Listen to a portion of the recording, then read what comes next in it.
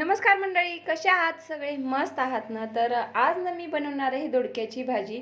तर त्या अगोदर चॅनलवरती नवीन आला असताल तर प्लीज अगोदर सबस्क्राईब करा आणि व्हिडिओ स्किप न करता पूर्णपणे व्हिडिओ पहा. आणि रेसिपी जर आवडली असेल तर लाईक करा, कॉमेंट्स करून सांगा कशी वाटली रेसिपी, कशी नाही. आणि अगदी साधी सोपी आहे, जेव्हा म्हणजे लहानपणापासून मी ही रेसिपी बघत आलेली आहे आणि खाल्लेली देखील आहे ही भाजी. तर खूप छान लागते करायला, एकदम झटकन पटकन होते. जास्त तामझाम करायची गरज नाही ना, काय नाही. तर त्यासाठी ना मस्त असे फ्रेश दोडके घेतले मी. आणि म्हणजे खूप फ्रेश दोडके होते, एकदम ताजे, जणू काय आत्ता झाडाचे तोडलेत असे होते. आणि हरभऱ्याची डाळ आपल्याला घ्यायची आहे. त्यासाठी थोडीशी हरभऱ्याची डाळ 1 चमचा भिजू घालायची आहे 5 मिनटं अगोदर. तर आता दोडका आपण कापून घेऊया आणि त्याच्यावरती ना हे जे शिरा असतात ना दोडक्याच्या, तर ते पूर्ण शिरा आपल्याला काढून घ्यायचे आहेत. तर ह्याच्या मागचं रिझन मला काही माहिती नाही आहे की ह्याच्यावरच्या शिरा का काढून घेतात. तर तुम्हाला जर माहिती असेल तर मला प्लीज कॉमेंटमध्ये सांगा की दोडक्यावरच्या शिरा भाजी करताना का काढतात. तर मी लहानपणापासून बघत आलेली आहे की त्याच्यावरच्या दोडक्याच्या वरच्या ज्या शिरा असतात ना, ते काढूनच नंतर भाजी बनवतात. कारण आजी, आई, हे सगळ्यात सासूबाई हे सगळ्यांचं बघत आले, त्याच्यामुळे मग मला पण सवय लागली की दोडक्यावरच्या शिरा काढायच्या. तर हे बघा, शिरा काढलेला दोडका आणि नाही काढलेला दोडका कसा दिसतोय. तर शिरा काढून घेतल्या दोन्ही दोडक्याच्या आणि कट करून घेतला. आता पाण्यामध्ये टाकून घेते. तर जास्त साहित्य नाही लागत. कोथिंबीर घेतलेली आहे, थोडीशी लसूण घेतलेला, गावरान लसूण आहे हा शेतातला आपल्या. आणि मसाल्याचा डब्बा, जास्त मसाले नाही, जास्त वाटण नाही ना, जास्त काहीच नाही.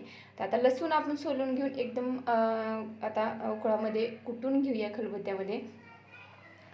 तर कढई ठेवलेली आहे. आता कढई तापली आहे, त्यामध्ये 2 चमचे तेल टाकायचं आहे. जास्त तेल नाही, आपल्याला जसं जेवढं प्रमाणात भाजी बनवायची आहे त्यानुसार आपल्याला तेल घ्यायचं आहे.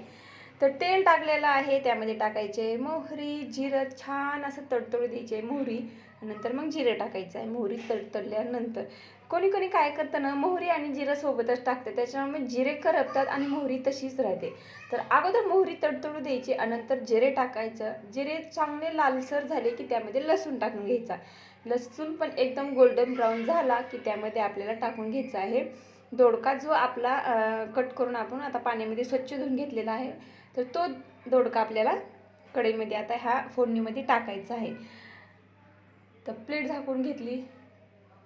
नंतर आता थोडंसं वाफवून घेतला, एकदम एकत्रित करून घेतलेला आहे. आता मस्तपैकी आपण त्याच्यामध्ये मसाले टाकून घ्यायचे. आपले साधेच मसाले जे घरात अवेलेबल आहेत तेच आपल्या मसाल्यामध्ये डब्यामध्ये. गरम मसाला, थोडंसं लाल तिखट, थोडीशी हळद, थोडासा काळा मसाला, हे मसाले टाकून घेतले, एकत्रित करून घेते आता.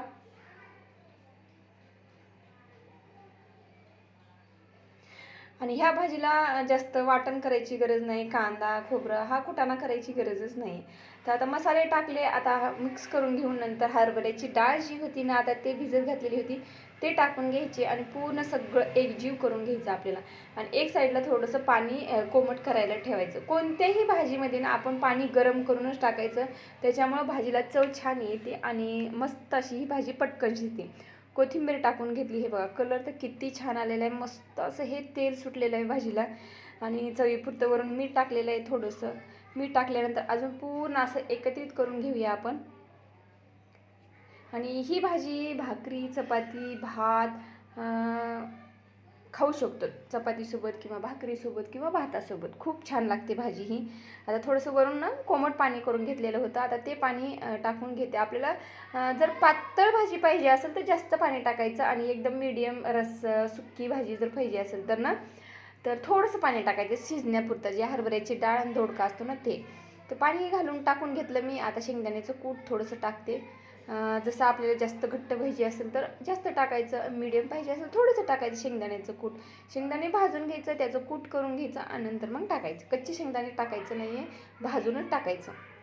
तर अशा प्रकारे बघा ना, ही भाजी किती छान झाली ना, आणि तेल तरी एकदम छान आलेले. तर तुम्ही पण रेसिपी नक्कीच करून बघा आणि मला कॉमेंट्समध्ये बॉक्समध्ये सांगा तुम्हाला रेसिपी कशी वाटली.